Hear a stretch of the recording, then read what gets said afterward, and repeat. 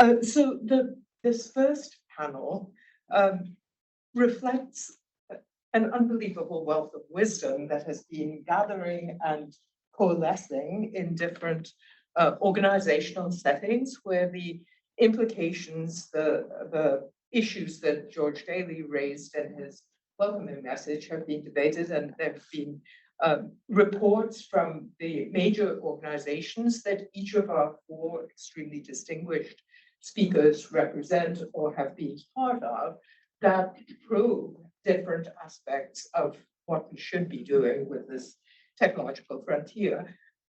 It's useful to keep in mind what we are trying to do in this observatory. First of all, we're trying to bring together these streams of experience and wisdom because they are located in particular institutional settings with mandates that both open up a series of opportunities and narrow down a series of discussions. And what we want to keep our minds on is, to some extent, what the total coverage of discussion and debate is, and with an eye to also floating what may be missing in some of these discussions. So we will hear from them in the order in which they were listed in the program, beginning with Pete Mills from the Nuffield Council on Bioethics, which has been, as you know, UK's leading forum for the discussion of ethical issues relating to biological sciences and technologies.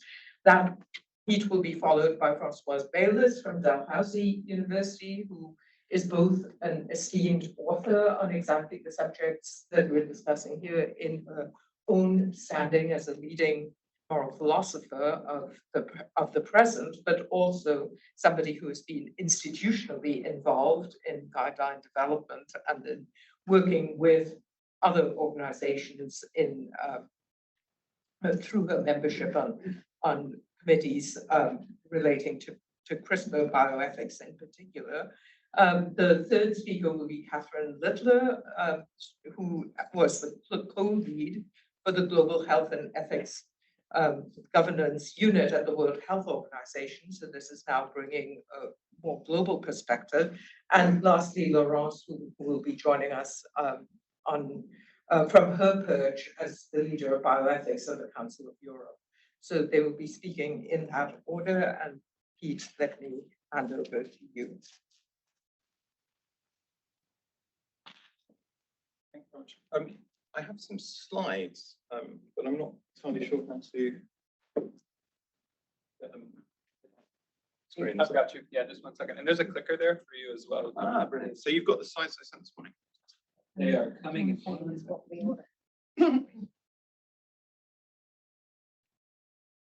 What we want to be planning.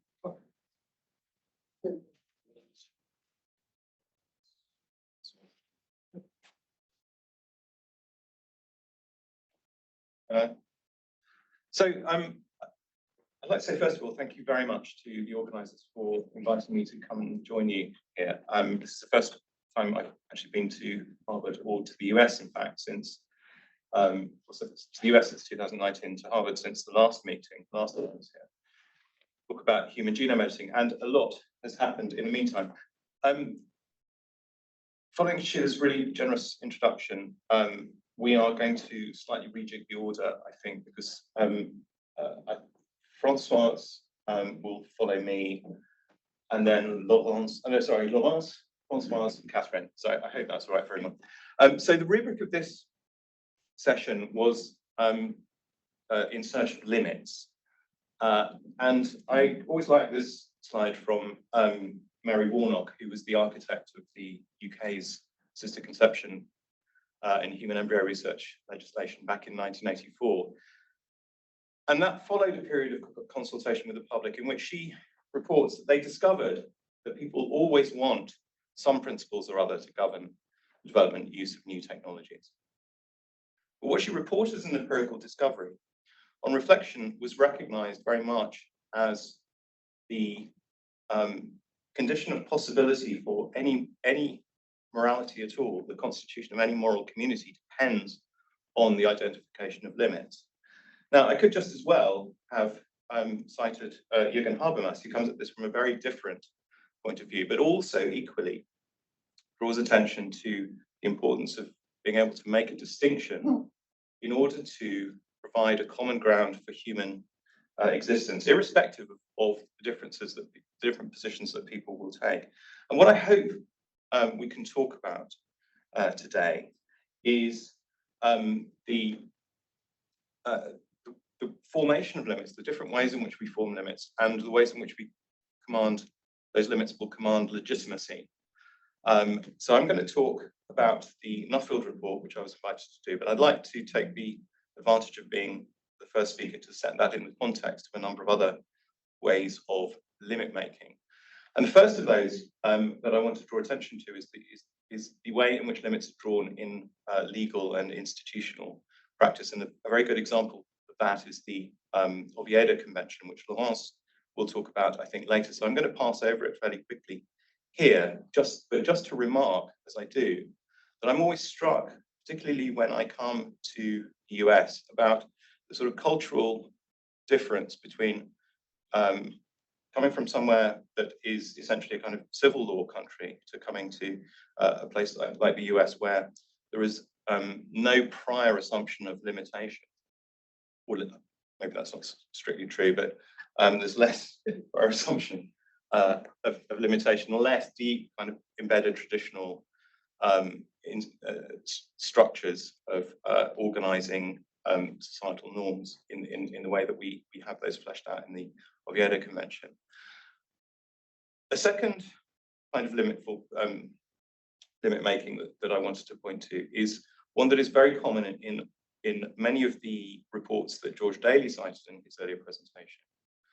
And that is to place questions about the use of heritable genome editing technologies within, if you like, a medico-scientific framework, and to look at finding limits through a balance of the likelihood of benefit and the likelihood of harm that might result from those, focusing very much on the kind of what looks like a clinical situation where you have to set those considerations against each other and find the limit through their interaction.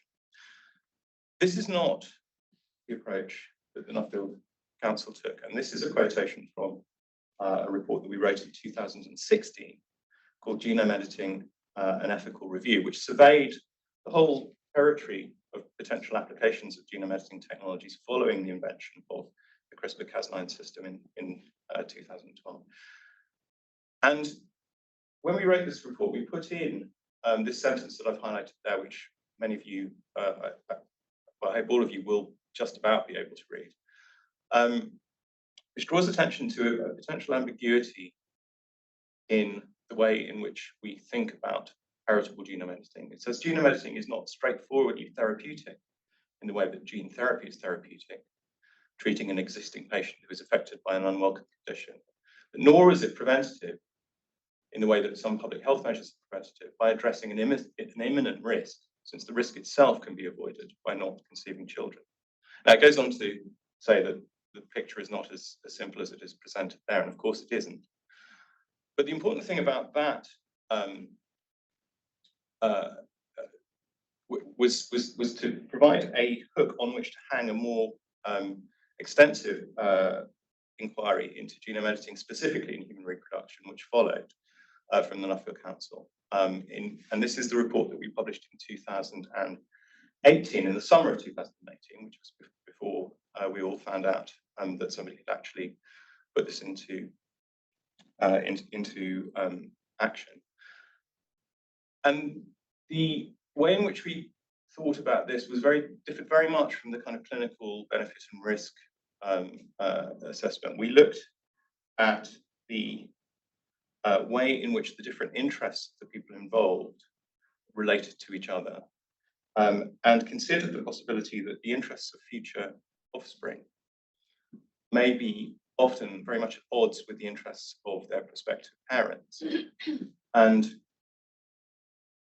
try to define the way in which those interests related to each other, and then the way in which the resolution of those interests in a clinical context affected the interests of others in society. And one of the things that we were very concerned about was to, if you like, provide a slight corrective to the clinical discourse or the medico-scientific discourse at the time, which focused very much on what you might think of as high impact, low frequency events. In other words, you have patients who were at risk of passing on a serious disease and were, had no other opportunity than to resort to these new techniques in order to have genetically related offspring. And contrast those with what you might think of as the high frequency, low impact effects of the innovation, diffusion, and normalization of those technologies through society and across the globe. So, in consideration of the first set of relations, we proposed a principle that that was described here as the principle of the welfare of the future person. In other words, that it would have to be consistent. Any use would have to be consistent with the welfare of the person who would be born. And that is without drawing a limit that referred specifically to a medical condition. And in the second case, what limits that principally is the second principle, the principle of social justice and solidarity. In other words, that it should not produce wider harms in society. I'll move on just because I want to draw attention to a fourth kind of limit making, or maybe a fourth kind of way of broaching limits, which I'll describe as entrepreneurial. And this is the kind of approach that I imagine, though I can't verify this, that Zhang-Hui He had in mind, where instead of looking for what you might think of as the most deserving case in a clinical sense, he took the view that he would carry out a treatment that he believed, perhaps mistakenly, was technically achievable. In other words, because the consideration in that might be to reduce the risk to the offspring rather than to maximize the balance of benefit and risk between offspring and the parents. He picked a case that required a genomic intervention. You couldn't achieve what he set out to do without by using alternative means that were available to people who were at risk of passing on genetic disease, for example, by using donated gametes, unless you had some really obscure donors who happened to have the CCR5.32 mutation that he achieved. And he also claimed that it was addressing a need in the population group. Now, this was a socially constructed need to a large extent because of the stigmatization of HIV positive people in that population, and also because of the difficulties allegedly that people in that situation had in accessing assisted conception treatment at all. And it was something that unlike a treatment to avoid transmission of genetic disease, actually produced a positive benefit, which would result in a non-affected, but otherwise, all other things being equal, normal child. This actually provided a positive benefit to the offspring. The point I want to make is that these are very different ways of thinking about limit making and very different ways of claiming legitimacy for those limits. All these approaches offer terms on which to resolve the dynamic implications of the interests of science and society. All of them, of course, refer to the importance of technical knowledge and the reduction of the uncertainty and the likelihood of harm. All relying to some extent or other on the idea that there is societal support for the proposed treatment. And most indeed attach importance to international coordination, but they're very different in terms of the way in which they frame the principal question. They're different. They express different views about what knowledge or authority is relevant to making those decisions. And because all limits rely on decisions, and all decisions perform an exclusion. And they find different ways of legitimating the exclusion and the inclusion of different interests. And what I hope we can talk about, and what I hope the Observatory will make one of its key focal points, is on how the approach that we take will manage those interests because they belong to people, those interests that are excluded through any decisions that are made, whether those are prohibitive or permissive decisions. And the continuous dialogue which exists across the boundary of the moral community that is established by those limits and continue to invigorate the moral discourse. I've just put this together because we were invited to be systematic as a sort of summary of the way in which these things cash out. But I know we don't have very much more time, so I'm just going to pass on to final slide, which I've put up before, which is just to say that all of these different discourses, all of these different expertises, all of these different knowledges, the International Republic of Science, the legal institutions, and crucially the debate in the public sphere need to contribute to the way in which we resolve these questions, because they are questions for us collectively to resolve. And I've just turned off the machine. So I'd like to say thank you, and thank you for inviting me. Thank you to the founders of the Nuffield Council on Bioethics, and I look forward to the discussion. Thank you.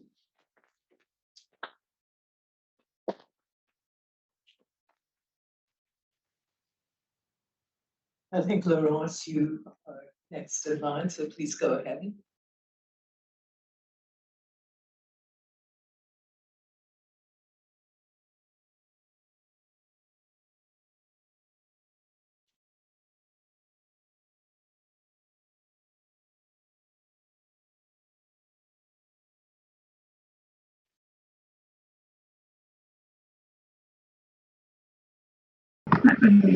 Okay, can you see the screen? Can you see my slides? Hello, could you hear me? Yes, we can. Okay, good. And can you see the slides now? Yes. I'm sharing the slides, and I just want to have confirmation that you can see them. Yeah. Okay, very good. Well, thank you for the invitation, and thank you for accepting that I join you virtually.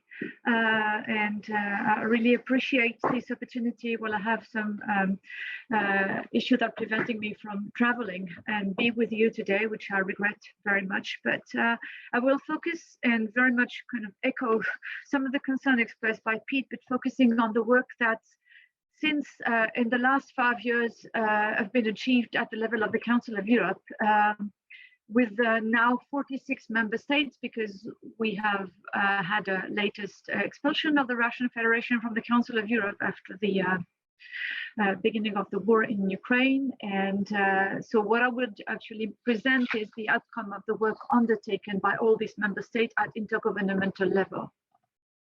So 5 years ago, at the first event organized, I presented a statement which was adopted by the Intergovernmental Committee responsible for reflecting on human rights issue raised in the field of biomedicine, and in particular in genome editing.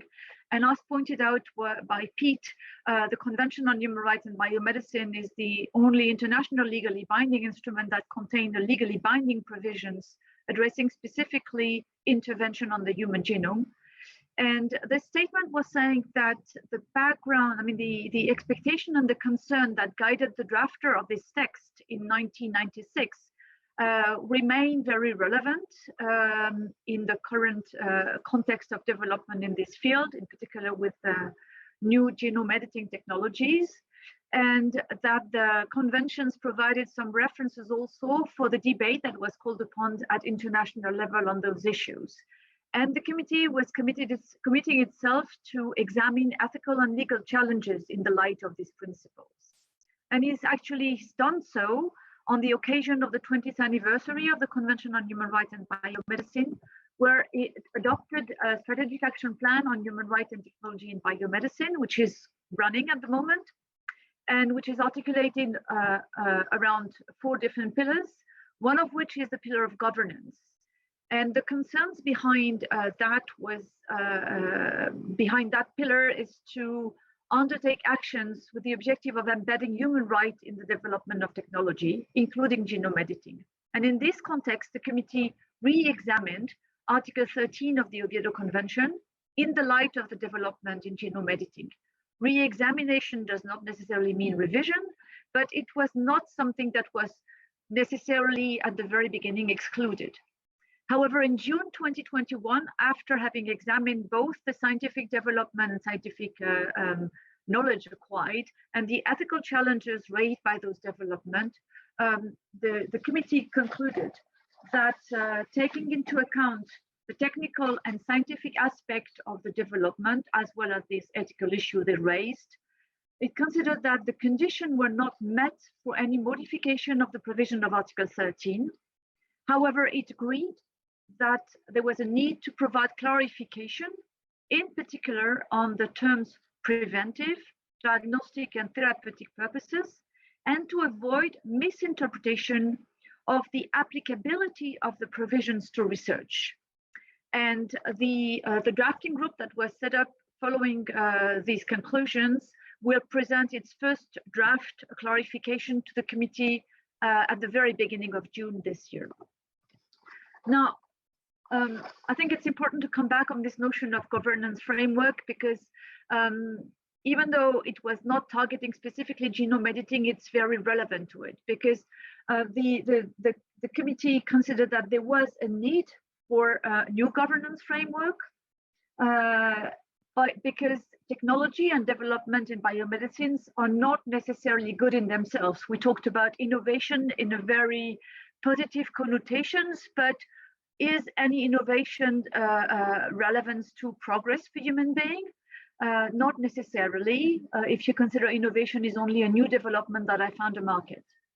So the idea is to say that we want to optimize the chance of stimulating innovation that are contributing to human flourishing, that are minimizing and minimizing application with negative consequences on individuals and society.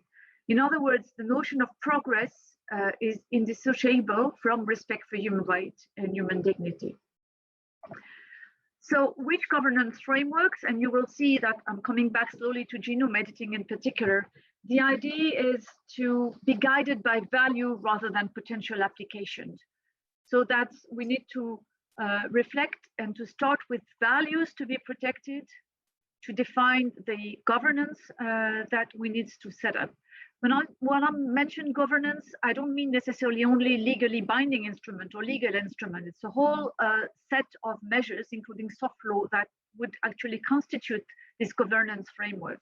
But we have to ensure that human rights considerations are taken into account from the earliest stage to cover both research, development, and application, and to steer innovation with social goods and value, and approach governance from an anticipatory responsible perspective to have new models where public engagement is actually essential.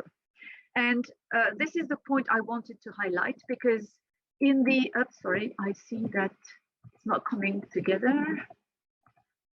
Okay, in the chronology that was presented by Joe Daly at the very beginning of this presentation, I noticed that there was no reference to something that is actually a common ground when you take all those different documents and statements.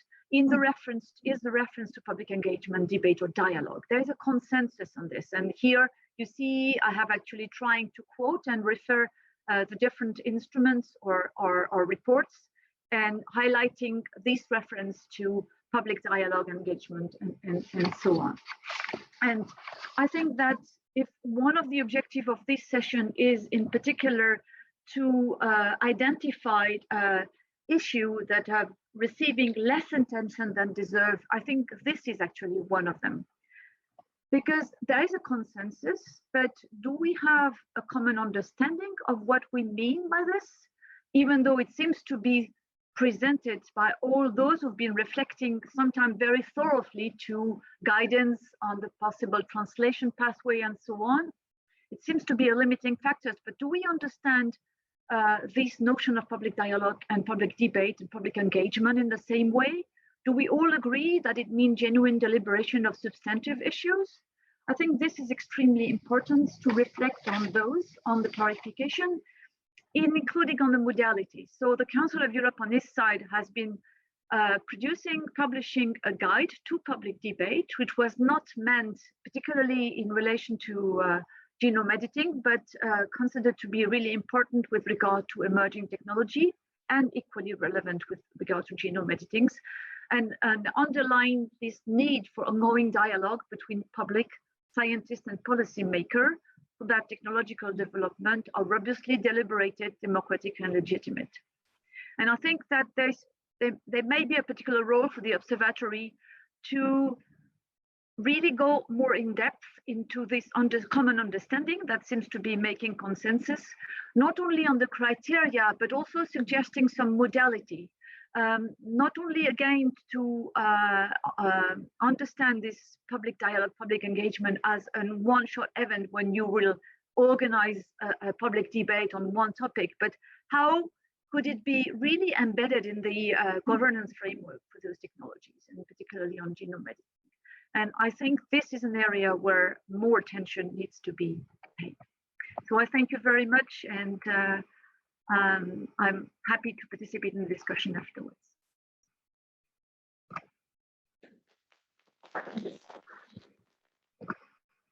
Thank you, Laurence. I hope you could hear the applause. And our next speaker then will be Françoise Baylis from Dalhousie University.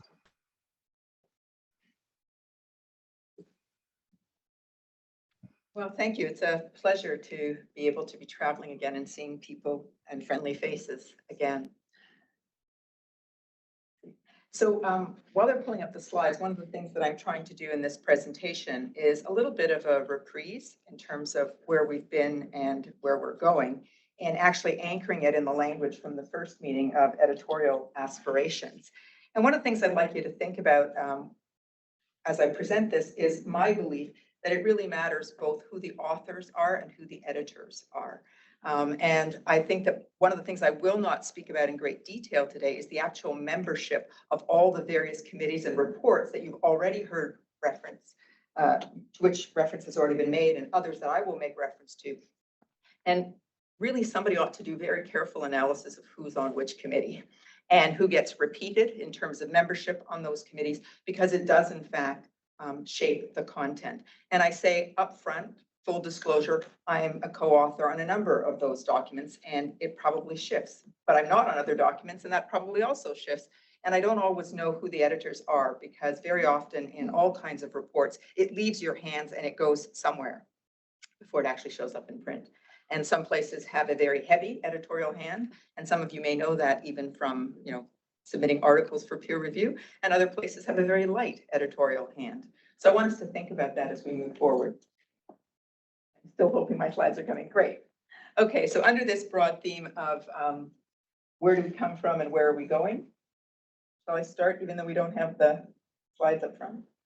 Yeah. They should be up. Yeah, so just for me. They're not on the Okay, so let me start with the broad title of editorial aspirations. And what I'm wanting to emphasize here is who decides what matters.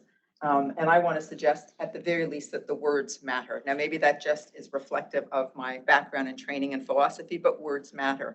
And so I actually pay attention to the words that are chosen. The ones that I want to reflect on are the following: this notion of irresponsible. What does that word mean and where does it show up? The notion of compelling, and it actually tends to modify different words in different documents: a compelling rationale, compelling reasons, compelling need, and the notion of consensus. And I've chosen these words partly because I think they fit under both thematics, right? So it fits with, editorial aspirations, and it fits with what kinds of words we think are about placing limits in some way, shape, or form. So I want to take you through some very dense slides, and so I've tried to break them up in ways that will help with the flow. But I want to look at this first word, irresponsible. And it appears, and I'm not saying it doesn't appear elsewhere, but my interaction with this field really begins in 2015. So my version of history will start there. And we have the report coming out of the first international meeting that said it would be irresponsible to proceed with any clinical use. And there are two conditions, safety and efficacy, broad societal consensus. In 2018, we see a version of this being repeated, slightly different wording, but it would be that proceeding with any clinical use of germline editing remains irresponsible. In 2020, we have the work of the International Commission, which was referenced earlier by George Daly, and it says it's important to avoid irresponsible practices. And in the WHO report, it said it would be irresponsible at this time for anyone to proceed with clinical applications of germline human genome editing. So what I want you to see is that it gets said in one context, and the context kind of gets repeated, but people are playing around with the words. And this isn't about plagiarism, but is it about a deep commitment to this idea that there's something that's irresponsible? Now, one of the things that I would like to come back to in a minute is the ways in which that language shows up. And so taking the WHO statement as the most recent one that I participated in, if you look, you will find in your right, on your right, what is in fact the WHO statement from the Director General. And it's saying the WHO Expert Advisory Committee made an interim recommendation to the WHO Director General, which said it would be irresponsible at this time for anyone to proceed with clinical applications of. That shows up in the position paper in 2021. It shows up in the recommendations in 2021. And so it's actually out there in the world in that context. But you'll see from the statement that, and it speaks to the status of the expert committee, it was an advisory committee, advisory to the Director General. And what I've put for you on the other side is the actual wording that came from the advisory committee to the Director General. And one of the things that's interesting is that our committee actually said irresponsible and unacceptable. And that wasn't haphazard. There was a discussion about why it was important to move beyond just the notion of irresponsible to add this word unacceptable, but it kind of disappears. And one of the other things that disappears is the context saying, well, you know, what are the reasons why it might be considered irresponsible and unacceptable? So I think it's important to think about how do things make it such that there's one normal way of making the comment, and it is the only authoritative way that gets carried through multiple documents over time. And can we change that phrase or not? Or is it so cast in stone in some way, shape, or form that irresponsible is a standalone concept? The other thing that I think is really interesting, and I want to emphasize this, is because we've seen language about clinical use, clinical practices, clinical trials, clinical applications. And yet one of the things that I think is really important is that language is deeply problematic because it relies on the therapeutic misconception. What it does is it makes you think about things that are in the clinical setting, which for most people is about therapeutics and treatments. And yet clinical applications also captures clinical trials, which is clearly in a research context. And you can't get to therapeutics without passing through some kind of research phase, whether it's a proper clinical trial or just random experimentation. And so, for example, I think it's really important that we stop using that language, and yet it's impossible because, or it seems to be impossible. So we should actually ask ourselves a question about that because, of course, words are under our control. But what is it that happens that it starts off with clinical use and we just kind of keep carrying that through, where there was an attempt here to say it's about initiating pregnancies using embryos with edited genomes. That's really clear. Right? And it doesn't matter whether you think you're doing it in a research context or a therapeutic context, it's actually describing the activity. And yet this gets replaced with this idea of clinical use, clinical applications, clinical practice. And so I want us to think about what it is that that language can do in terms of limiting our creativity and thinking around important concepts. I then want to think about this notion of compelling rationale, reasons, need, and to show you again how this shows up. Now here I start with 2016 because it's not in the 2015 document, but there's this idea that you couldn't go forward at this time because it lacks a compelling scientific rationale. In 2017, the language is slightly different, and now it's just for compelling reasons. And so there's been some discussion, perhaps, that it's not just scientific reasons that matter. I don't know. I wasn't a part of that report. In 2018, though, what we do see at the Second International Summit is it's a compelling medical need. So what's the difference between having a reason versus having a need for something? And in 2020, we again see a compelling need. Now, one of the things that I think is really important about it, and the reason I chose to include this word in and amongst the words that we should pay attention to, is that as a member of the planning committee for the third international summit, which was to take place earlier this year, I had proposed that we should have on the program a discussion of what was or was not a compelling medical need, as that had been set out as one of the criteria that would have to be met in order to move forward with human genome editing. And I was told that I had completely misunderstood all of the texts and all of the references to compelling, and that it was even suggested, I think, that it was a willful misunderstanding. So I would like to know whether or not we need a compelling reason, a compelling rationale, a compelling need to go forward, or whether we don't. And if we do need one, what is it, right? And I'm open to the idea that there is a compelling need. I just need to have one. And yet it was interesting that this wasn't going to make it onto the program as worthy of discussion as to what is a compelling need. And I think it would be a wonderful debate for somebody to say, this is a compelling need, this particular condition, this particular research objective, and to have it be engaged with and or rebutted. And the last thing is this idea of consensus. And many of you may know that this is something that I harp upon, and not everybody agrees with me, and that's totally fine. And part of the reason I think there's some discussion about this is whether or not it's actually achievable. And then if you step back from that, what is it actually? And, you know, to think if it's achievable, you have to actually know what it is. And I've actually tried to spend some time writing about consensus and making the point that this is not about unanimity, it's about unity. And how do I unpack that and what does it mean? But the point here is that this idea of broad societal consensus gets introduced in 2015.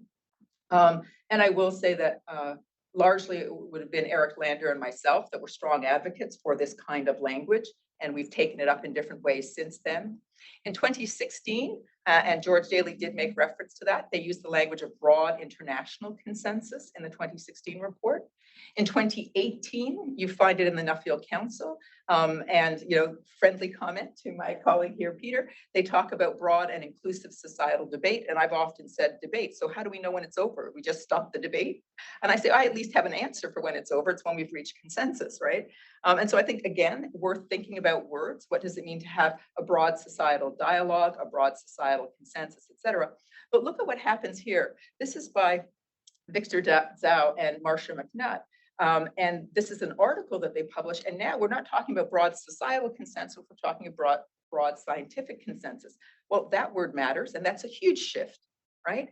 And that's actually something that I'm not advocating for, because it doesn't matter, in my view, if you only have a societal, if you only have a scientific consensus. Sorry.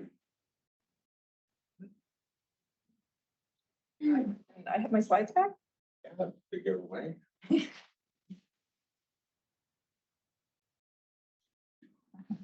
Okay, anyhow, I'm just going to move more quickly through this. It's just to say that you see this language coming through and it shifts, whether it's societal consensus, it's scientific consensus. And I just want to say what's interesting is that consensus seems to remain there, some kind of an anchor, and yet they're shifting around that language. And here a consensus on ethics, and here a broad societal consensus. At this point, I'm not spending any time on the actual authors. I'm just trying to make the point that this language tracks through many documents over time, and therefore we need to pay attention to it. So I'm saying, what do these terms mean? And I think they mean different things to different people. Are they important? If so, who decides? And in that context, I just want to end by saying, I hope we can come back to this idea of it matters who's doing the writing. I haven't spoken at all and shown you, which would be very interesting, the overlap between the actual authorship of these various reports, and then again, the black box of what happens with editors.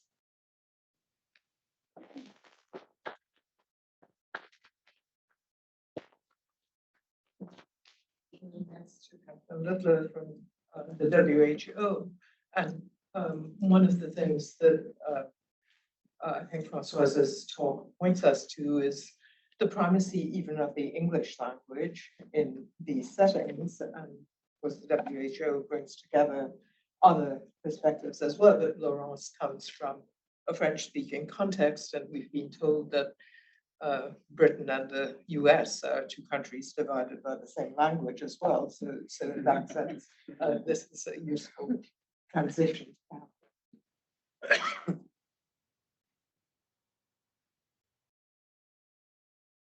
So I'd also like to echo my thanks for inviting me.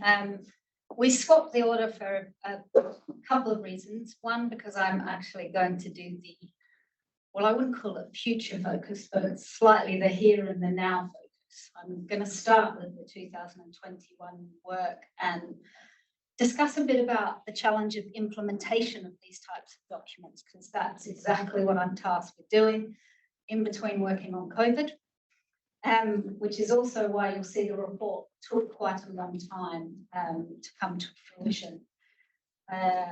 Françoise kindly reminded me to put up we've got two versions, as you'll see in front of you on this first slide, of the report. This is an illustration of responsiveness. It was found, even though this was vetted in an editing process, the cover by many people, that there was a mistake, so we swapped it for a new cover that was vetted again. So I'm hoping we don't get another series of emails saying that this one. So that's the new cover on the right. So as I said, I'm going to give you some reflections on the challenges of implementation of these types of reports, particularly the WHO report. But I wanted to give a tiny bit of context to that report and the breadth of that report, because I think it is slightly different in context to some of the other reports we've been talking about. You'll see with the timeline that this came after the CRISPR babies.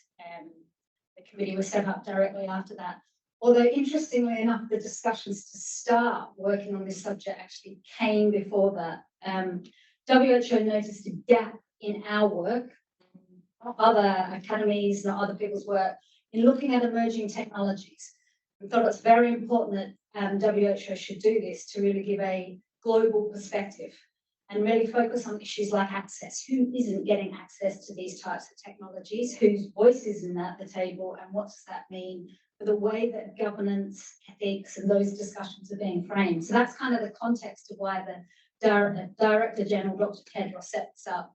We have 18 members from all WHO regions, some of which were also on the International Summit in work, and the academies prior, they weren't on the same report, but were involved in the two international summits, so there's clearly overlap.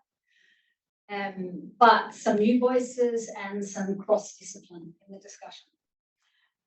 Ours is also different, the work, in the sense that we were broader in our focus, so somatic, germline, and heritable. We did get some criticism originally for doing somatic, as people thought that's not where the debate is, but actually if you look at governance across the world, somatic is probably where the greatest health benefits will come from. Yet there's a plethora of regulation and legislation. A lot of people don't have any regulation. You can also look what's happened with the stem cell community to say just because it doesn't have some of the ethical issues doesn't mean you're not going to get rogue therapies or rogue clinics out there. So I think the committee thought it was very important, DG thought it was very important to look at that. The other thing that I think slightly different, so was why this is positioned, the report and the findings are positioned, is we were asked to look at it in the broader landscape of emerging technologies. And I'll say that's partly pragmatic. You're going to try put in place new governance mechanisms. You may be able to do it in some settings in a context of, you may only have budget to do it in a broader context, not just specifically for human genome editing. So it's partly to also from that pragmatic, and partly because of the convergence of technologies that are happening. You don't want to put something in place that's relevant for human genome editing that, for example, doesn't match what's happening in the AI context, which is something else we're working on. So that's also where we situated it in the broader landscape. The outputs are important because, as I said, they're quite different. One from past work that we ourselves have done at WHO, but also in the sense that they're broader. So the first output actually happened during the committee's work, and this is in relation to one of the key principles. The committee worked a lot on values and principles, and this is really the Global Clinical Trials Registry on Somatic Genome Editing, which is attached to the International Clinical Trials Registry platform, really set up in the interest of transparency. At the moment, this is only, and this goes to the point that's interesting, clinical application. We would like to investigate doing one for basic research. But as you will imagine, the international clinical trials, the way the data is inputted is specifically set up clinical. So in order to get basic research, you have to almost set up an entire new registry or platform. The second has already been referred to, the policy statement by the DG, using the words that it would be irresponsible, it's time, which was 2019. And then the 3 in italics, the position paper, the governance framework, and the 9 recommendations were the outputs that came out at the end in July 2019, plus the reports of the committee. I also want to say at this point, I have sort of listed how the committee deliberated, but over a 2.5-year period, we obviously started in base and went online as COVID came along. I think there were 15 webinars with experts. And although it wasn't within the committee's terms of reference, they had 2 online consultations on the governance framework. One at the very beginning, when they were starting to map it, and one quite late in the process. And Françoise can correct me on this, but I think they did greatly influence the framework and what it looked like, those public consultations. And then I'm going to talk quickly also, because I know that I'm conscious of time, about the outputs and why I put the sense of the little sentence at the end, the nuanced governance ecosystem, is I do think that the committee has taken a slightly different approach to it. It's thought of governance as being an ecosystem. So it's brought into its recommendations things around IP, things around access, things around unfair research practices, which again is quite different, but I think is correct, and also including engagement in government and the critical elements of that. So just a few quick words on the framework. I won't go into too much detail, but it is about collective responsibility. I'm bringing that up because I think that's an opportunity and a challenge going forward. As I said, it's very broad. Things about the framework, I don't know how many people in the room have looked at the framework or the recommendations. I always love this when you do guidance. You hope with an audience like this, if I asked you to put your hands up, most people would, but I won't do it just in case. But so the framework is very much meant to be a practical tool. So we've got in it, it starts with values, and those values run all the way through that framework, all the way through the guidance within it. And that is deliberate. They will run also through the recommendations document.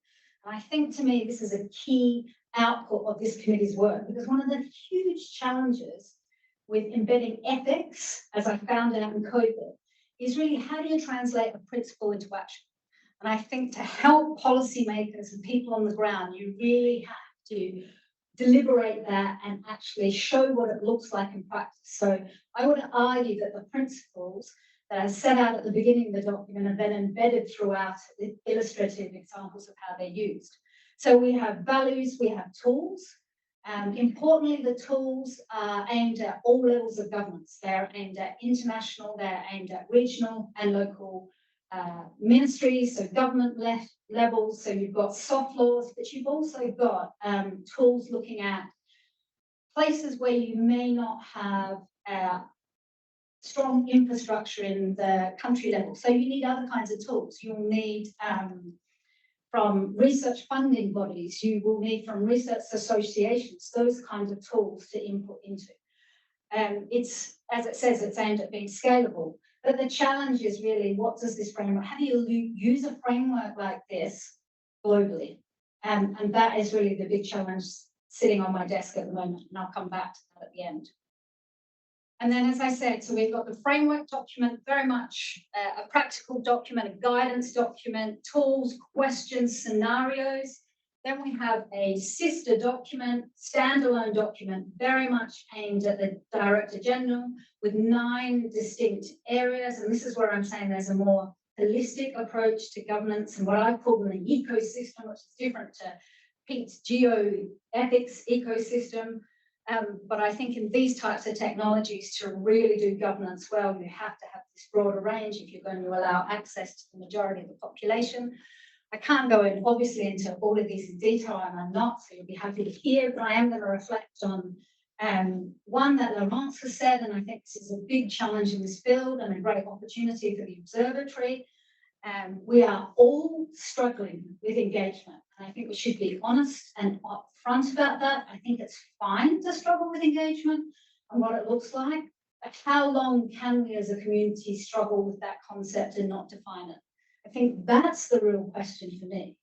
And part of the work that I'm planning to do over the next 5 years is try to help define that, not single-handedly. I think Laurence has also forgot, she had the Council of Europe did a great report where they started to set out criteria for engagement. So I do think we have to think about engagement in a more systematic way, but experiment.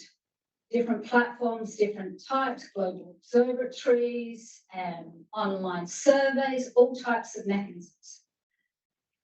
So finally, some reflections from where I am. So last July, we got the report. I've been tasked in the last 10 months in really thinking about how to embed that report.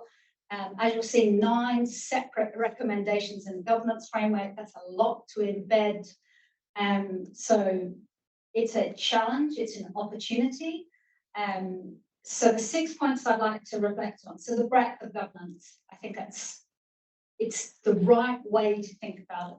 I think having it being inclusive, so you think about things about intellectual property, who's holding the agenda on intellectual property, who's controlling the debate, who should be controlling the debate. I'm hoping we'll be able to piggyback at some of the debates and discussions that are coming out of COVID at WIPO and WTO on TRIPS agreements and those types of things, which are really opening up the debate.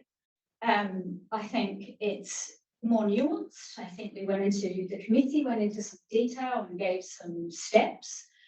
There are bigger systems issues. As I said, IP, it's not just about human genome editing, it's about bigger IP issues. So how do you tackle these kind of things when you know they're systems issues and they're beyond just our community? I think there's a knowledge deficit on the current governance landscape. There's been some excellent work done mapping the status, so the legal status of human heritable genome editing, and recently done for the March meeting that's been mentioned, I think 12 countries, case studies on somatic legislation. But what do we know about what's happening on the ground? What do we really know about IP in different countries, how it's used, access, engagement, what type of research is being done? So actually, my next job will be to do a case study piloting the implementation of the human genome editing framework. So this will be looking at access issues. What kind of engagement would you need to do in different settings? What's exceptional to human genome editing? So I think we were really lucky, I think, with the committee's work that we were able to embed it in the larger setting. And I do think pragmatically that's important, but where do we need to exceptionalize, because we should be exceptionalizing human genome editing, and where do we need to situate it in bigger discussions? Translating values and principles, I've given an example of how the committee has done it through its documents, but I think this is a big challenge.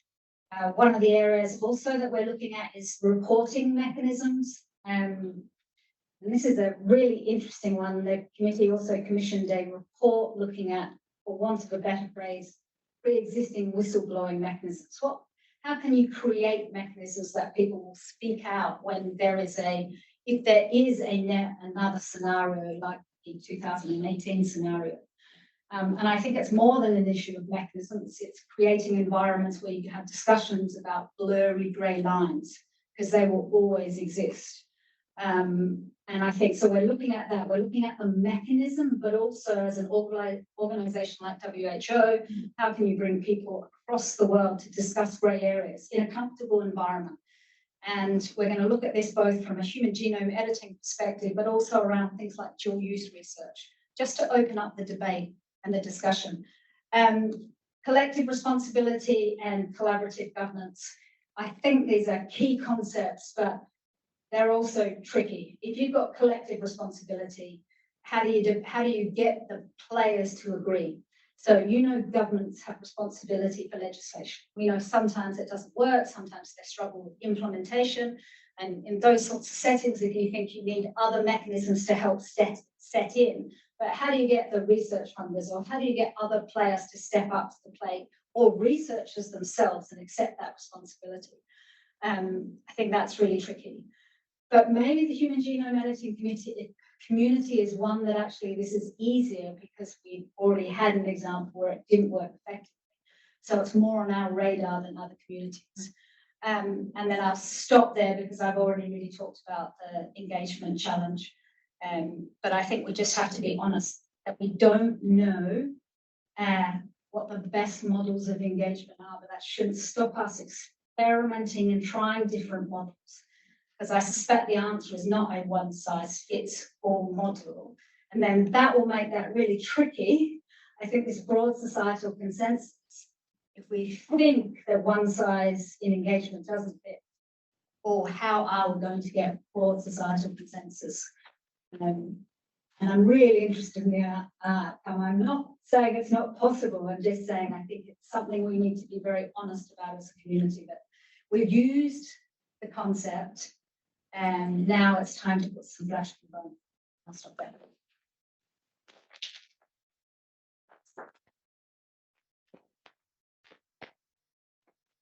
So first of all, thank you all again for tremendously rich and provocative statements of the things that you have been surveying and thinking about in this context. We have about half an hour for Q&A now, and I think somebody will be handing out a microphone and to people who raise their hands. But just before we get started with that, I mean, just a reminder of the things that we've heard across these four extremely experienced speakers. So beginning with Pete's invocation of Habermas in the public sphere, I think that question about what that public sphere is and how it engages has run through all four of the presentations, with Françoise reminding us, among other things, that the legal context in which the public sphere gets constituted is not the same, and Pete also calling attention to the differences between legal cultures right from the beginning, and Françoise reminding us that one way that the public sphere is constituted is through language, and how the language itself has changed across these different committee deliberations, and then Katherine winding out our perspective into the global scale, but pointing out that the issue itself shifts along with the sphere in which it is deliberated. So it's interesting that in the WHO, the questions of access and, broadly speaking, what we think of as social justice have been very much at the forefront. So in Françoise's talk, she talked about a kind of slippery slope that people don't always talk about, which is the way in which discussion moves away from the public sphere into certain interest group spheres, so how societal consensus becomes scientific consensus. But if you put that slope angle next to Katherine's, which goes out into implementation and access and IP, for instance, we're talking about different worlds altogether that are coalescing around these different debates. And then we've also moved from the most theoretical and abstract, symbolized by the figure of Jürgen Habermas, to questions of implementation and different forms of engagement, and a healthy skepticism, Katherine, on your part about what this implementation would mean. So this is broad territory, and you are invited to ask about any dimension of it that particularly catches your attention, keeping in mind that what the observatory is trying to do is insert our perspective of what are the gaps and where is cosmopolitanism, a word that the observatory likes, most likely to bear fruit in the kinds of discussions that we hope to engender betwixt and between these other things that are going on. So if you have a question to a specific person, please identify that person, keep the questions brief, and let's go ahead. So I see a hand back there to start with, Alberto. And please identify yourself when you ask your question. Thank you for such a wonderful panel. I hope you're hearing me very much. Observatory a law professor at the University of Alberta in Edmonton. So my question is about this specifically for you, Françoise, but I invite the panelists to comment as well. And it's about language. I just continue the theme of language. The words that you put up and asked us to reflect on, if we go back to the beginning, they started from somewhere, or one might argue they're actually perhaps shouldn't be the words we start. So whether they get replicated and misused, buried, it doesn't matter if, say, for example, you think of broad cycle consensus as excluding large swaths of the world who don't see technologies as even necessary. If you need a hospital, and that's what you need, then maybe disconnect technologies don't even meet your necessity. So in many ways, these words are Western, if I was looking for some sort of control. Very parochial in a way. And so, in terms of thinking of limits, maybe there's a limit suggested by actually just stopping to reflect on this, reflect on what the actual need is, and how we can create more diversity of thinking, or how to approach medical and scientific progress. So I wanted to reflect on that. Thank you. Sure. Thank you for that question. I think that part of what I was hoping we could think about are the ways in which we get stuck by certain words and we choose to hold on to certain words. And I think one of the things that's been interesting, a set of words I didn't talk about, is in the early days, we spoke about just somatic and germline. And then people started saying, but when you think about germline, it may just be in the lab, it may not have reproductive intent. And so then we started talking about somatic and germline and heritable. But then we also recognized you could have heritable through somatic if you have an untoward or unexpected consequence. What I'm interested in are the ways in which we're willing to kind of change some words and we try to hold on to other words. We try to, and when the words are not a single word, but they're a locution, how we try to modify that locution. And part of what I was trying to highlight with the ones I chose was power structures that actually underlie which words get stuck and which words can be modified and who's doing the modification when the words can be modified. And then wanting to also suggest that in some ways there's a bit of tension, but also a bit of support if we don't object to the way the language is either being stuck or is being morphed. And I think I was trying to show indirectly that both things are happening. We ought to pay attention.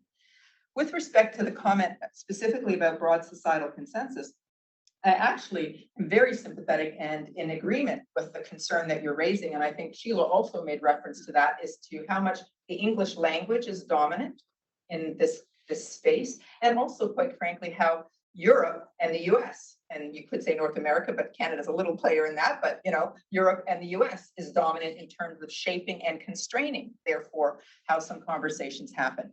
It very much mattered the composition of the WHO committee. So having had the privilege of participating in that, it was wonderful that we had members that repeatedly said, that makes no sense to us in, for the sake of argument, India. That makes no sense to us in South Africa. And I think that that's why you see much greater emphasis on things like social justice. I think that's why we held on to our commitment to look at somatic genome editing, meeting with tremendous pushback, including from the head of NIH saying to us, what are you doing? That's not what you should be doing.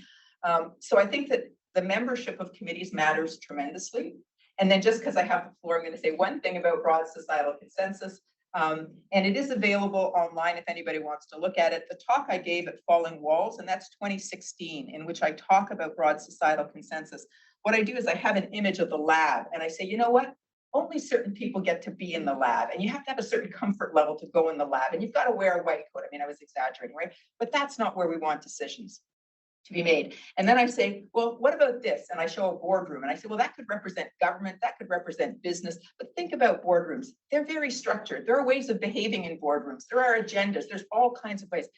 And my talk says, well, what if we were having this conversation in a kitchen? Well, already that's far more welcoming because everybody knows what it is to be in a kitchen in some way, shape, or form. And then I go further and I say, well, what if the kitchen's not a kitchen? It's a picnic. It's outside. It's in a different world. And I actually show images of different concepts of even what a kitchen constitutes. And I do make the point, if you are struggling to put food on the table, you don't care two hoots about this conversation, right? And I get that. And what I say back in return is that, but if you manage to succeed in putting food on the table and caring for your children, at some point you are going to care about the world in which they're going to live. And that takes us to this topic, but a whole bunch of other topics, including climate, et cetera, et cetera. So yes, I think it's a very privileged conversation that we're having, and we need to be attentive to much broader interests. And I, again, would say that was one of the great things about the WHO committee as compared with other committees that I've been part of. It was the membership kept reminding other people that doesn't make any sense in our world. So thanks. Laurence, I wonder whether you would like to add anything to this, because you also, of course, have the experience of working across linguistic and cultural divides in the Council of Europe, and you began by reminding us that the membership is decreased by 1. So it is not a growing community of worldwide connection necessarily. So I would add any words to that. I'm sorry, but the line was not really good, so I didn't really get specifically the question that was raised. I have heard Françoise's response, but not the question in very good. The question is about the language and the primacy of language in which we talk about these problems, and that concerns about life, broadly speaking, I'm taking the liberty of paraphrasing the question, the concerns about life are not all focused in on genome editing, and so how one escapes, in a sense, the sort of hegemonic direction of the debate through language and conceptual framings. Well, I think that I'm not sure I grasped all the things, but what I want to say is that even within the small range of European country, we see that priorities and the way things are interpreted are very widely. And this is part of, I think, the importance of this debate to clarify those elements. But that doesn't mean that it's not a priority, that you don't have legitimacy and interest in participating in the debate. So I think this is extremely important. But I think for me, the point I wanted to make about this public and societal consensus, by the way, I make a distinction between both, because one is the result of something that we need to discuss, how we lead to the societal consensus and what is the societal consensus, when is it considered to be recognized as a societal consensus. And I was already pointed out something which is before that, is how we engage with the society, and here the modalities, the way things are interpreted varies, but we have to have a common understanding, and this is by this dialogue, and we need to clarify what it means for some people, what is important for some people, and all this needs to be discussed. It's difficult, it's challenging. I don't think there's one solution fits all, but I think that I'm struck by how many people are referring to this without telling their agenda, how they want to do this, how we could engage everybody. Probably this needs to be, and I think the Observatory is a good place to do that. Again, it's not to define one solution, but it's to define the frame within which we are working, and have the possibility to better understand cultural differences, different of understanding. But I agree with Françoise about the weight of words. And even if we're not choosing the same word, we have to have the same elements behind that needs to be taken into account. I don't know whether I'm making myself clear, but I think this is a challenge, but we need to address. And I think the Observatory, with this cosmopolitan approach, has a special role to play on this.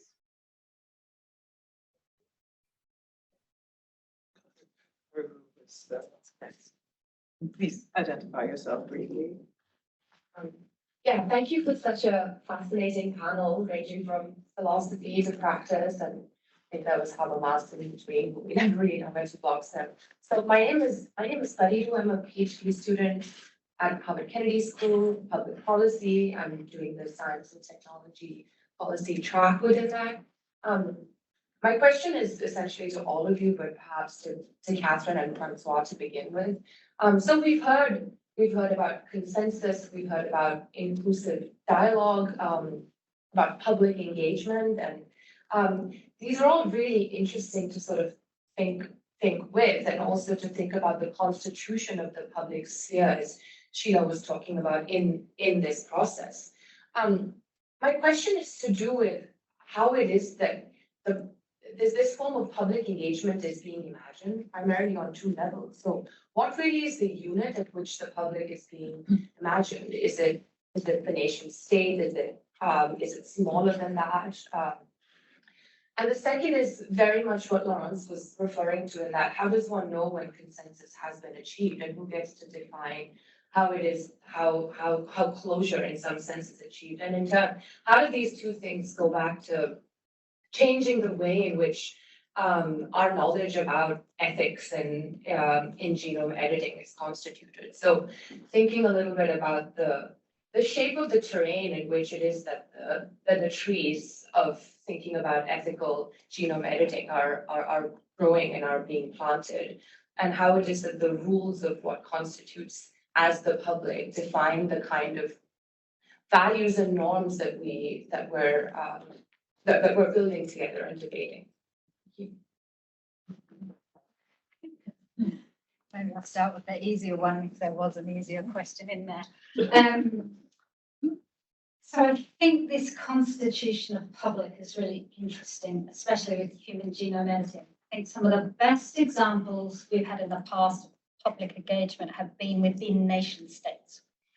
And that's often because the public engagement, or some of the ones that are put forward as the best examples of engagement in emerging technology, are within states because they're to do with developing legislation or regulation. I think by the nature of this, which the committee's report showed, it's not just, and science is international by practice, it crosses borders and boundaries. So I would argue that ideally you would want to do a mixed model of doing some forms of engagement within communities, because you're not going to have a single public. Within countries, if you're going to develop legislation and regulation, but there's a clear need, and we had some really good examples coming out of Denmark of people trying to do engagement across geographical, across regional contexts, and I think that's critical. So those models going forward, and some of the bigger genomics initiatives are interesting because they're starting to do those, trying to formulate questions that you can ask in 4 or 5 settings. Unfortunately, they're still very, I would say, northern hemisphere, but some of them are moving into different settings. I also wanted to respond quickly on the other question about language, because this is part of this debate also on engagement. And I think there is a shift in language at the global level to be slightly more inclusive of other kinds of values and views. Like I've been on 3 panels in the last 2.5 years where Ubuntu has been mentioned. Never before that had I heard it at the global level. So I think there's a change in the dominance of the language, but it's a slow change. And there's an onus on people, us working on this in this space to move that change faster. I'm going to hand the broad societal consensus question over to Françoise, but it's fact that I don't think we have got the perfect model for engagement yet, but I think it's clearly a mixed model. It's my answer, and we're about to embark on a case studies in country. I think we'll find the differences in country. We'll be able to select some of the differences between countries, and that will also include differences in language. I'll look at our report and say, we don't understand your individualistic values. Why haven't you put the word communitarianism in here or cosmopolitanism in here? So I think we'll be able to start to see some of this play out as we implement some of the work. Stop. So thanks for that series of questions. I have a couple of different ways out in which I'd like to respond. One of them is to say, I think a number of speakers have already made the point that we actually don't know how to do this well. And so what we need to do is to try different things and to try to improve that. For me, what's really important is we actually need to spend serious money on this. And there's been an unwillingness to see this as an area of research and investment. And so we have spent, if we just look at genome editing, I'm sure hundreds of millions of dollars on the basic science to try to achieve a particular goal without spending anything that would count even as a fraction, a meaningful fraction of that on understanding humans and how they will or won't respond, or they will or won't embrace this technology or any other emerging technology. So that's the first thing to say. I don't think we have an answer, but we actually are pretty smart. We know how we could get one, right? And that would be to invest time, talent, and money into, doing this, to doing research as to how to do that well. And I do think it's challenging. The challenges are literally things like language. It has to be done in multiple languages. Literally things like context. It's not all Western and offices and buildings and meetings. And so I think there's serious challenges, but I think it's worth trying. My second thing is to say that I know there's a lot of ideas or resistance about this idea about whether consensus is achievable or not. And the example I give to people is most people have heard of the idea that we have the 14-day rule for human embryo research, and most people would describe that as a kind of consensus. In some countries, it's legislated. In some countries, it's in guidelines. In some countries, it's just understood that if you do something beyond 14 days, the scientific community, the professional self-regulation is not going to be very happy with you. So I would describe that as a consensus. I would also say it's currently today under pressure. Some people want to change it, and it may well change tomorrow, the next day, 5 years from now. But if and when it changes, it doesn't mean that we didn't have a consensus of some kind for a very long time. So I think people have this idea that a consensus is like, everybody signed on to some international agreement. And I think that's why you hear the ecosystem idea. There's lots of things in play that just kind of make it understood that these are the rules of engagement for now. And I think around the 14-day rule, it's telling that we've had two American-based research teams. There may be others, but we've had two that have made it public that they have the ability to go beyond 14 days, but they stopped. And now they want to push to change practice, policy, et cetera. But they did stop to then be able to say that. And George Church has said provocatively that with his synthetic embryos, he can get what looks like a 14-day-old embryo at day 5. So he said, so is it the day, number 14, that matters, or is it some kinds of attributes that you see at number 14? So that's a willingness to have a conversation in order to shift the consensus. And I think the last thing that I do want to say that I think is really important is that I'm the first person who, in the context of advocating for this concept, is willing to say, and we may never achieve it, whatever it might mean, but boy, we'll be better off for having tried. And we will, because we will have at least expanded the circle of people we think are worth speaking to. We will have at least heard different kinds of ideas because we've engaged respectfully with other people in the hope of moving towards something like a consensus. So will we achieve it? My experience with COVID suggests we are going to do a very bad job at achieving consensus because we have done very poorly with respect to that. But that doesn't mean I don't want to keep advocating for it so that we get from where we are today, which is not a really good place. Françoise, the title of our next meeting will be Consensual Aspirations, right? In any case, there were a number of hands up. Could I suggest a one person, one question rule? We'll cut a little bit into that. It would be great. Please keep your question as short as you possibly can so that we can have the answers and the questions on the table. Matthias, you're next. Yes, thank you. Françoise, I'm the director of the Cost of Human Rights Policy in this very building. Actually, I have a Habermas questions, and Habermas is popping up, and it's actually a bit curious to see how he pops up since, Peter, you started with him. And Sheila, you kind of did the framing with him, but the Habermas that you were talking about, Sheila, that part of his work was actually not what Peter was talking about earlier, which is curious because Peter was talking about his book, The Future of Human Life from 2003, which actually formulates a very strong position on this debate that it seems none of you is actually subscribing to. So he's very strongly articulates the view that we shouldn't be doing anything at all, maybe with like supreme emergencies style exceptions in terms of shaping the genome. Right? So for him, the species ethos, everything connected to how we relate to others, how we understand ourselves, is based on the idea that the genes and we are what they are. And that's kind of a bookend view in this debate. And so one way of asking my question is any of you actually sticking up for the strong view that Habermas is taking, or is he mostly, a quaint bookend view from 2003 that we reference as, kind of an ancestral stance, but it's not really taken seriously anymore? assert editorial privilege and ask our Pete to address that question, and not every member of the. Thank you very much. Is this microphone working? Yes. Get very close to it. Make myself heard.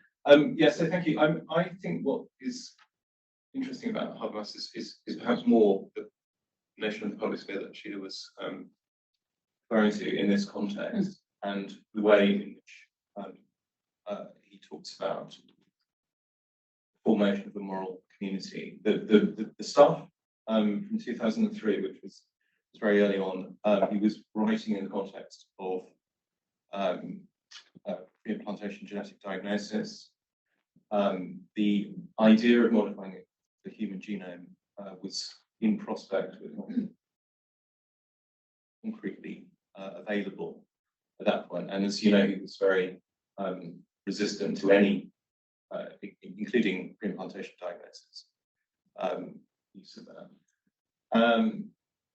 And I think he was trying to stop something that has since happened, and I think we just need to address what we do from a position that is situated beyond that. The other thing I think that was something troubles me about his position is the kind of genomic essentialism of that position, and the notion about claiming an identity as a member of a moral community in virtue of the fact that you are able to that your genome has not been disposed over someone else.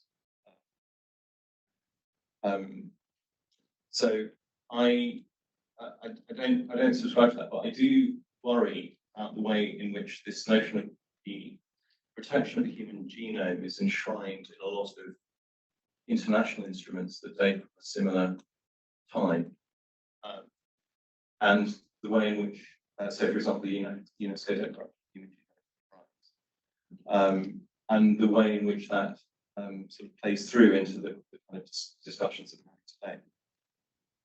Thank you. So let me call Betsy next.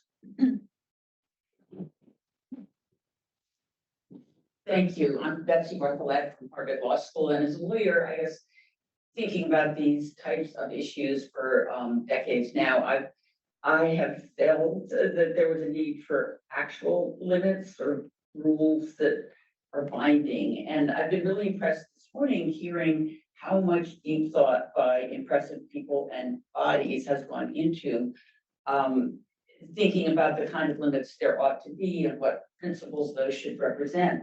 But I'd love to know more about how meaningful any current limits are and how close we're getting to meaningful limits, assuming anybody on the panel thinks that we should have limits that actually limit what scientists can do. And I'm also curious, related to that, is how much respect for the discussed and proposed limits there is among those to be limited, to be governed by any governance structure. Thank you. Let me leave it to the panel for 1 minute. That challenge of limits. And Laurence, you were included if you heard the question.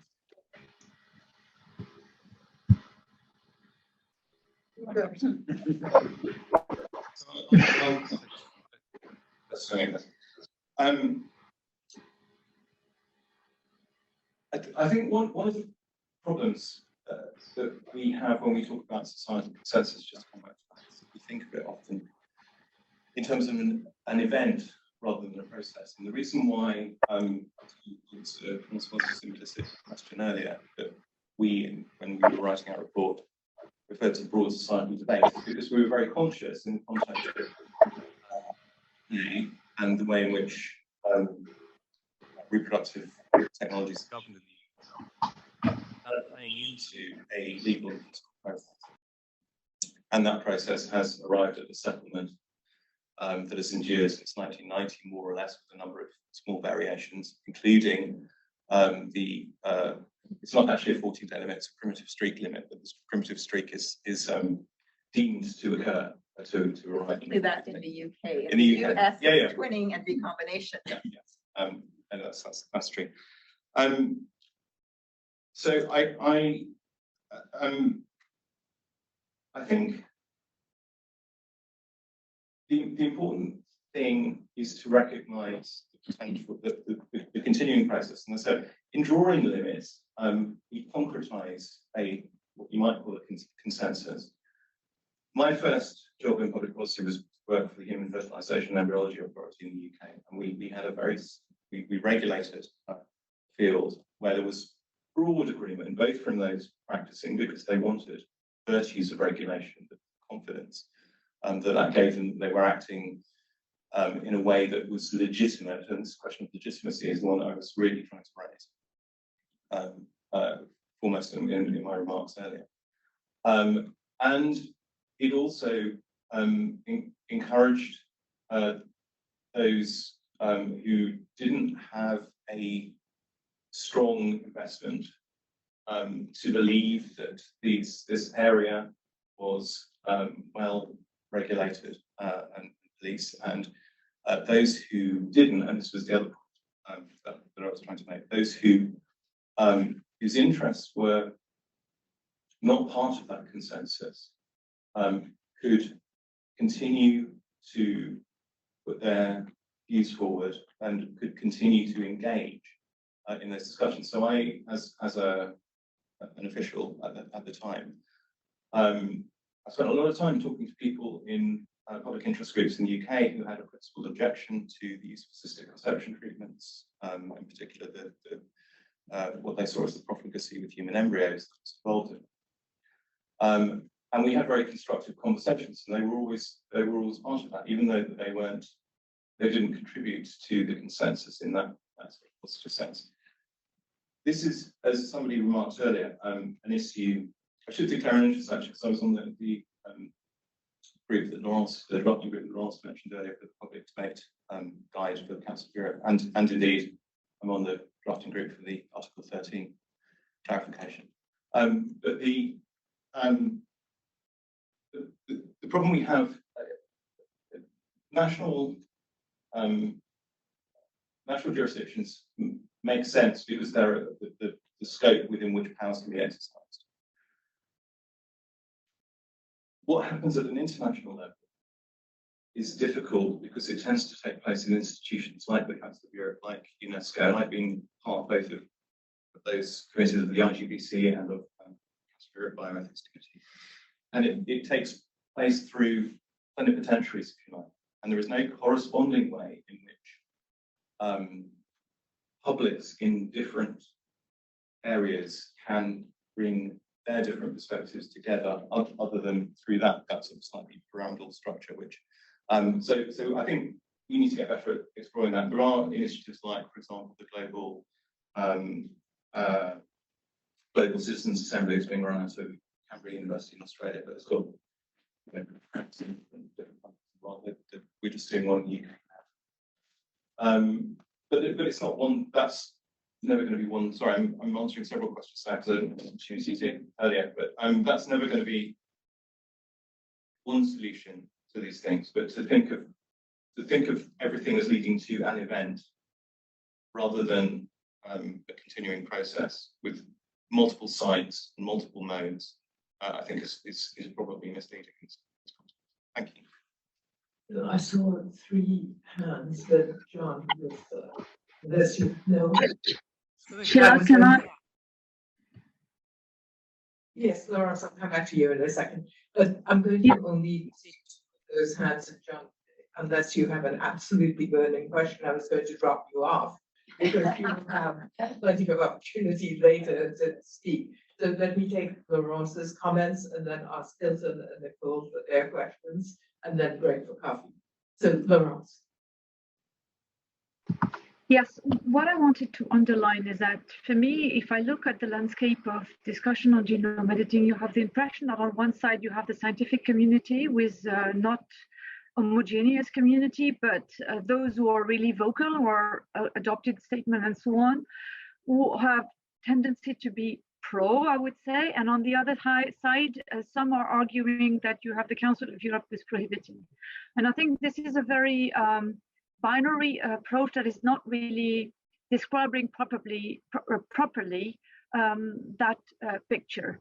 Because when you reach an agreement at an intergovernmental level, even though it's a regional agreement with regard to the global level, I think it reflects also a discussion at national level with the different stakeholders, including some scientists and with the society and so on, or at least that's what is expected. So I think that has to be taken into account when you're considering why there is a limitations or some limits, which are actually currently stated in the Article 13, which the committee agree, and 47 member states agreed not to modify it, at least to consider that at that stage there was no need for modifications. Behind that, there's much more just limitation, and it's much more than freedom of research on one side and limitation on the other. It's actually a proportionate assessment of the different elements, the risk for human rights, the benefit for society. All of these elements needs to be considered when you look at this result. So I think the tendency is to oppose those two in a very binary way, and I don't think this is the right approach on this. And the component that led to an international agreement, it's interesting to understand those different elements and how they've been weighted, and what are the different arguments put forward, because it actually helps to understand what actually should be the debate, the component of the debate.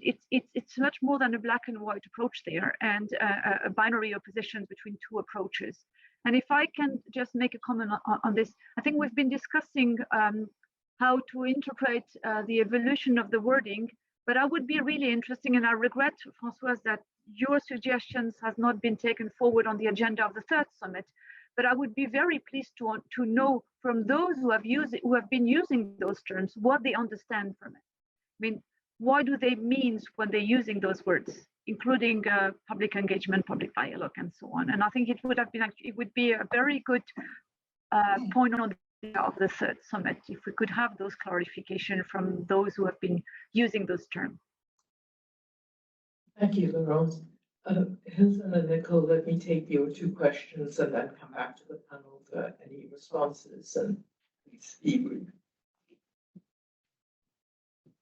Sure. Well, thank you very much for these presentations and invigorating discussion. So I'm Hilton, and I'm a PhD student in the Kennedy School here, and also a fellow at the Jasanoff Center for Ethics and the STS program. So I wanted to come back to maybe language that you were using, Katherine, about science, and just ask about the imagination of science and how it comes up with respect to the conversation about language in particular. And I think that the way that the language of limits is actually coming up. So I thought you said something really interesting, was not just in science as international by practice, that it crosses boundaries and borders. So I was wondering just if you could say a little bit more about the nature of science and why it can cross boundaries and borders in a way that governance maybe cannot, because and I was thinking of François' point about the kitchen, and that being something that could also cross boundaries and borders. And you think of science as having emerged from the laboratory, and in science studies we talk about give me a laboratory and I'll get the world in Bruno Latour's phrase. So there's something interesting about the naturalization of that in science. I was wondering if you could just say why that doesn't exist for these other spheres like the kitchen or the sphere of governance that you've been struggling to have more engagement with. You want to address that right away? Try to be quick. This probably comes back to my background. So I've been at WHO for 3.5 years. Before that, I ran the global policy team at Wellcome, which is a research funder. And at that stage, one of my main portfolios was genomics research and rare diseases. That's a classic case of where you need to share data. I was working on data sharing policies, if we want to go into another area full of conundrums, and really focusing on this global nature and the need to really work across boundaries as you share data and how you have commonalities of principles.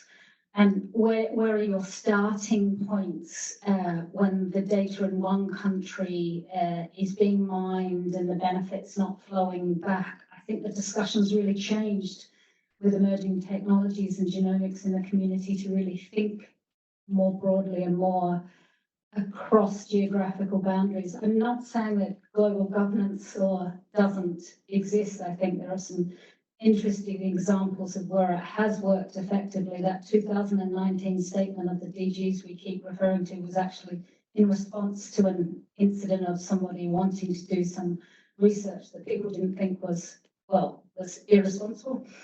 And that had gravitas, and that was stopped by the ministry. But I think it really is a truly collaborative endeavour, science.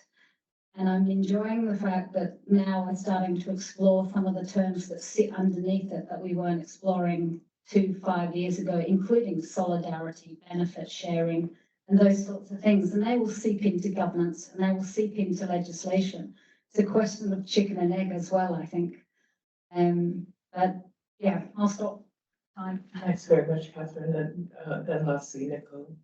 Thanks. Hi, I'm Nicole. I'm also a PhD student in public policy at the Kennedy School and CS fellow. And my question is picking up on what was sort of a footnote in your talk, Katherine, but that I think is worth hearing a little more about and thinking more about, which was your point about the need to make sure that the report sort of matched up with, I think was your word, the other kinds of reports on other emerging technologies coming out of the WHM. I think you mentioned AI. And so it made me think about, I mean, at risk of ballooning this conversation, even further, what it means for our search for broad societal consensus on one specific technological innovation to be in a part of this broader ecosystem of emerging technology. So would it be reasonable, say, for us to say, well, let's go forward with all forms of artificial intelligence research, but no genome editing? I mean, how do those things sit together? How do people understand them? And you could say, well, we just need more dialogue about that. But one question I have is just, what are the forms of reasonableness that go, what are our understandings of what is reasonable coexistence of different policies together, right? So when you think of things matching up, what does that mean? And how are the promises being made in all of these different sectors affecting even the potential for us to believe, maybe we do have broad societal consensus that we will have AI, we will have gene editing, maybe that's all we have consensus on is technological determinants. So, I mean, I don't know. So, like, how do we sort of understand this set of questions in this sort of promissory and very powerful set of rhetorics about innovation? Thank you.